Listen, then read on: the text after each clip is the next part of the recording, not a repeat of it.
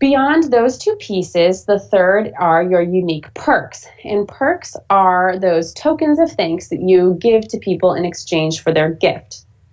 And in order to think about the perk side, you really need to think about why people are donating. And we find it comes down to four major reasons. We have done some research onto this and found these four reasons time and again. One is that they care about the people who are part of it, and that might be that they know you, maybe they know other donors to your organization, maybe they know somebody who has benefited from your work. So that personal connection is very important. People do give to people first and foremost, and that personal connection needs to come through. The second reason is passion. They care about the purpose of what you're doing, and it's something that is important to them, and they want to move forward the impact of your work in that area. The third is participation. People like to be part of something bigger than themselves, and your campaign is actually offering them a chance to have a role that they might not otherwise have been able to play. And the fourth is the physical perk. And it might not actually be tangible. It might be that they are getting something digital, but it's whatever they are getting in exchange for donating. So the best perks line up to all four of these reasons why people give. And this image on the right, maybe you've already noticed by now, but this is one of my favorite perks that I have seen on Indiegogo by a business called Mission Cheese in San Francisco that offered backers to their campaign the chance to have their name on the wall at their shop. And if you look at these sheep, you can see that their fur is actually made up of the names of their backers. So this was a really fun perk that allowed people to feel part of something bigger than themselves. They actually had something that they could go visit when they went to Mission Cheese.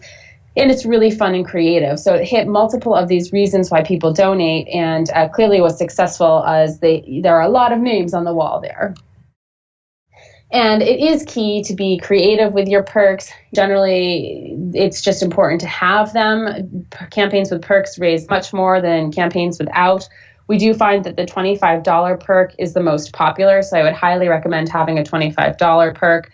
The $100 perk tends to generate the most revenue, so I would also have that. We actually don't always recommend having a perk dollar amount that's lower than 25, because if somebody is open to donating 25, that's fantastic, and you don't want to have them donate less than that by encouraging them to donate to a lower perk. But certainly every campaign is unique, and it might make sense for you. I would probably look to make sure to have a 25, a 100, maybe one or two in between those amounts, and a few that are higher. You can actually talk to your community members ahead of going live and get feedback on the perks. So ask how much they would be willing to donate, and make sure to have perks at that level.